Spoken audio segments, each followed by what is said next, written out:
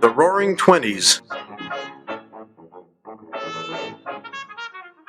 The Jazz Age.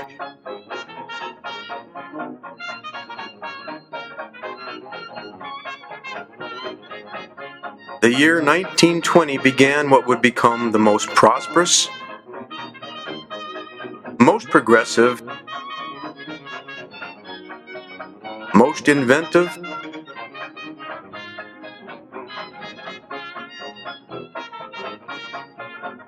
most liberated decade in our still young nation's history. Its deeds and personalities would echo as legend across the USA for the next 10 decades.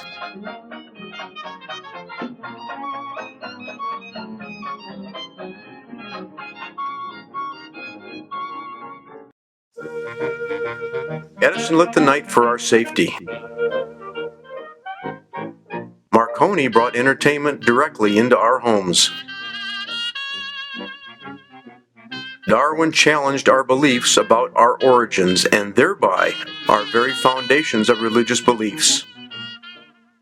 Science and medicine was busy saving thousands of lives with the discovery of penicillin, insulin, vitamins, and vaccines for diseases like measles and tuberculosis. Ford gave us a whole new attitude about mobility.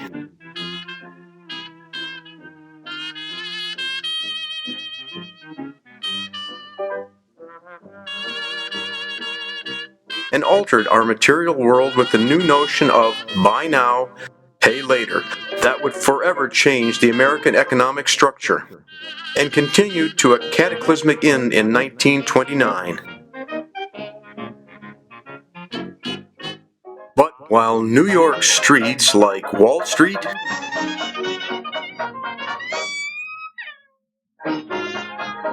Madison Avenue,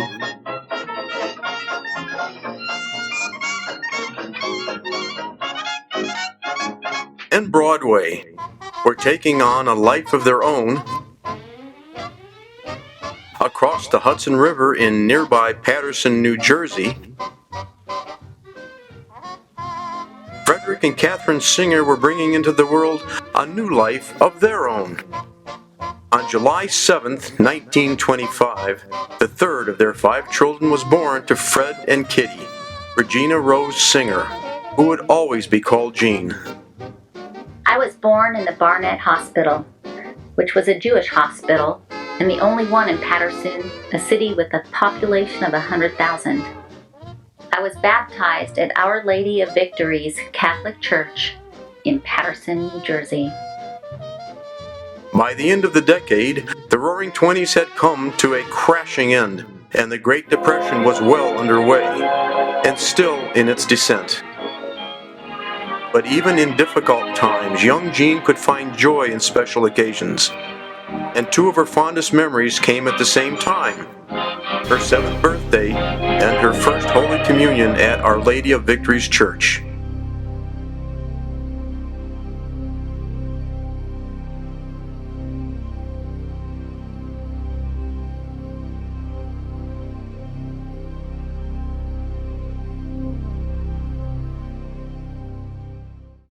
It was my special day, and I got special attention.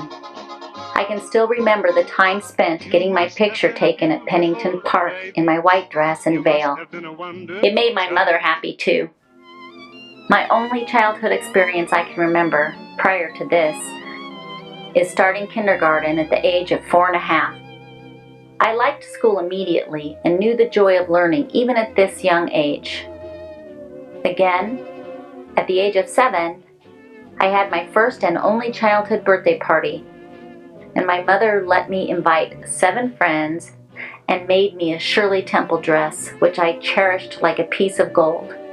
Because 2 of my happiest occasions happened in my 7th year, and my birthday numerically is 7/7, I have always felt 7 was my lucky number, whether alone or with other 7s. As I was born during the Depression, and my mother and father were just managing, we had very few special treats. Only food that was needed was put on the table, and that at portions. We never had sweets or even fruits unless they were given to us. If we were still hungry, we had to fill up on bread and butter. But at least we didn't go hungry, as so many families around us did.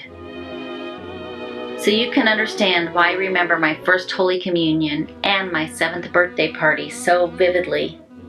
They were really special treats. I have 2 brothers and 2 sisters who all live in New Jersey. My brother Joe, the oldest, was born May 12, 1918. He sold papers on the City Hall corner of Paterson, New Jersey from the time he was 5 years old until he finished high school at the age of 17.